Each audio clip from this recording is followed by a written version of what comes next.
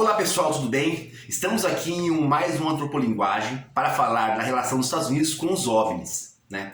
O título do programa de hoje é Os Estados Unidos e os OVNIs.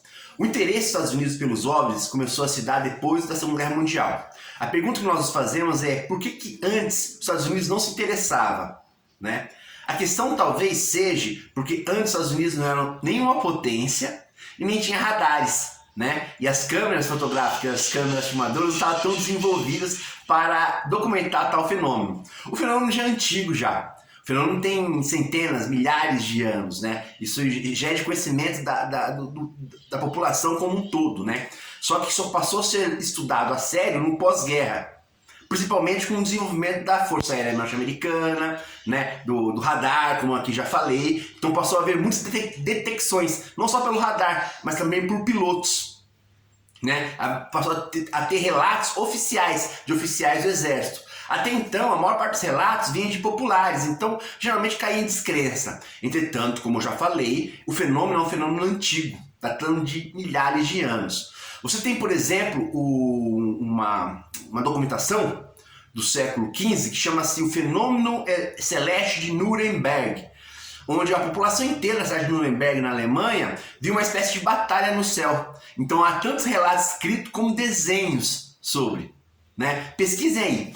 Uma coisa muito interessante assim que eu queria falar para vocês é que a maior parte das informações desse vídeo é de domínio público. Basta digitar na internet, você vai ver dezenas de artigos sobre, né? E é o seguinte, esse programa de hoje eu vim aqui para anunciar também o quê? Um curso que eu vou pago, que eu vou realizar no mês que vem, passando o quê? A historiografia dos OVNIs. Então nesse curso eu vou passar toda a documentação, seja em artigo, seja em depoimentos, seja em filmografia, como também bibliográfica sobre o fenômeno. Mas agora voltando aos Estados Unidos, né?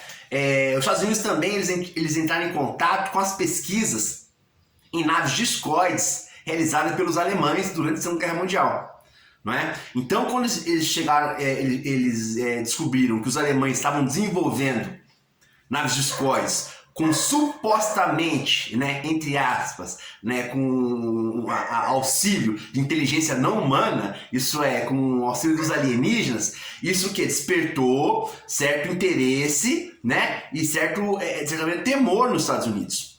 O primeiro programa dos Estados Unidos, projeto dos Estados Unidos de investigação dos OVNIs, chama-se SIM, e é de 1947. Né?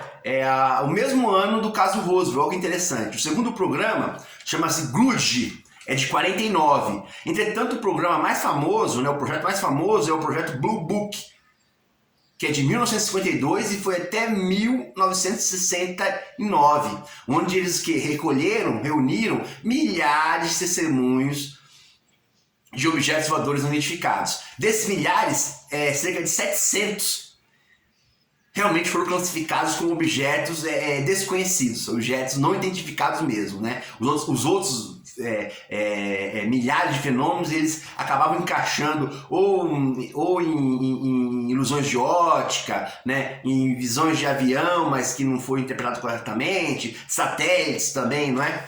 Gente, e outra coisa que também nós temos que ter claro aqui, né, que na década de 50, no final da Segunda Guerra Mundial, os Estados Unidos ele passou a investir pesadamente em novas tecnologias militares secretas, em especial, né, tecnologias de engenharia aérea, né? E eles fizeram isso com o auxílio dos cientistas alemães repatriados, né? Esses cientistas alemães eles foram repatriados através da Operação Paperclip. Secretamente, eles foram quase que sequestrados da Alemanha no final da Segunda Guerra Mundial e transferidos para os Estados Unidos, onde eles foram trabalhar, adivinha onde? Na área 51. Então, existem muitos teóricos que argumentam que grande parte das teorias da conspiração envolvendo OVNIs e alienígenas foram espalhadas pelos próprios Estados Unidos para desviar a atenção do público das pesquisas em tecnologias secretas militares na área 51, né? Mas nós não podemos colocar de lado, né, a possibilidade, não só a possibilidade, né, a pesquisa que os Estados Unidos fez em investigação acerca de tecnologias não humanas de origem e inteligência biológica não humana. O principal denunciante que tem sobre isso, né, vai ser o Bob Lazar. Bob Lazar era o quê? Era um engenheiro norte-americano da Área 51, que em 1989 ele foi contratado pelo governo norte-americano para trabalhar numa outra área próxima à Área 51, chamada S4.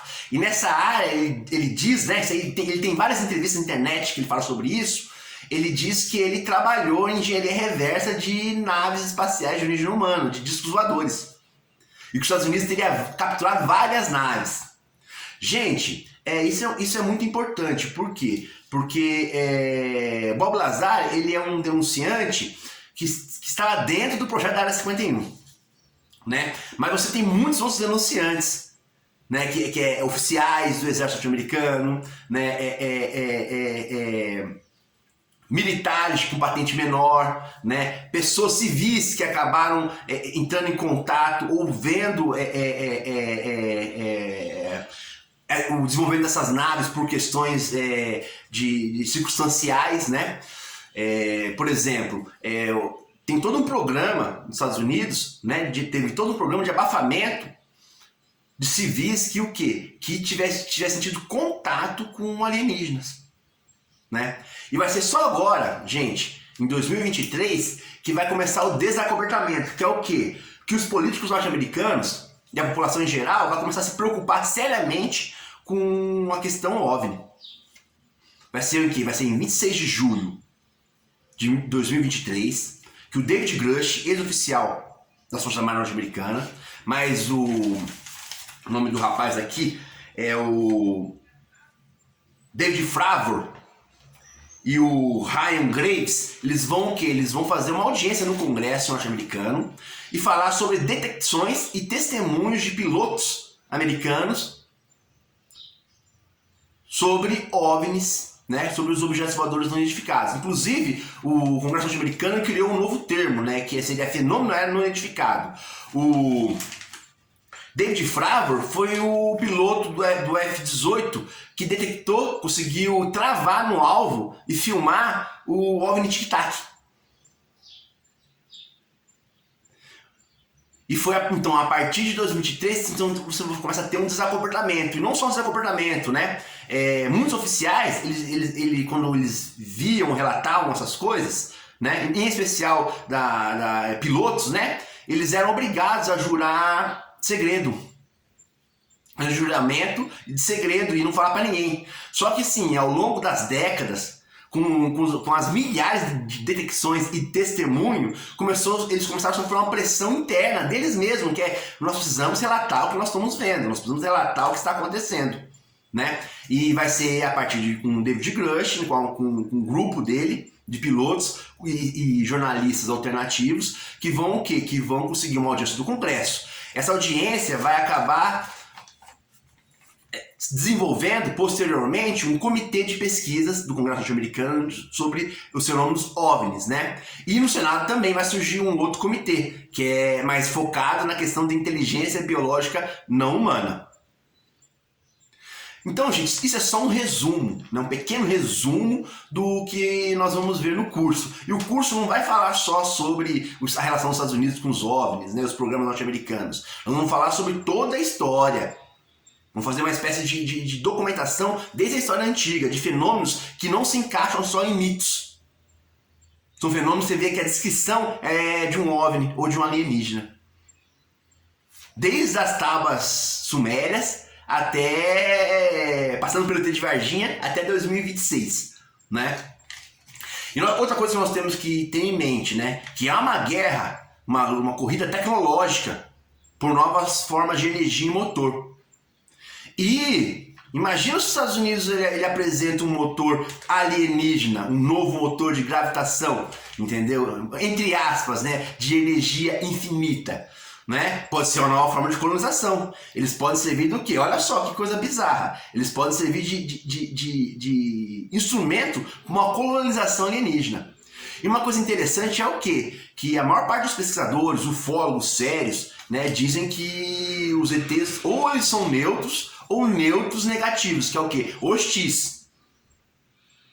Então essa coisa de que ET bonzinho que vem nos ajudar, isso é ilusão, isso é mistificação de ufólatra.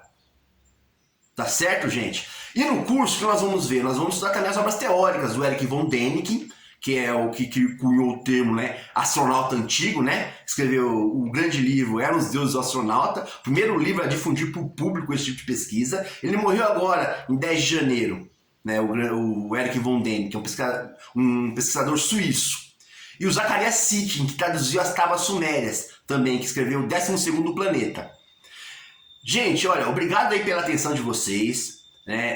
Qualquer dúvida, vocês estejam aí perguntando. Pode perguntar aqui no comentário que eu respondo, entendeu? Deixa o seu like, faça o seu comentário e acione o sininho. Muito obrigado pela presença de vocês e até a próxima. Acompanhe o canal. Tchau, tchau.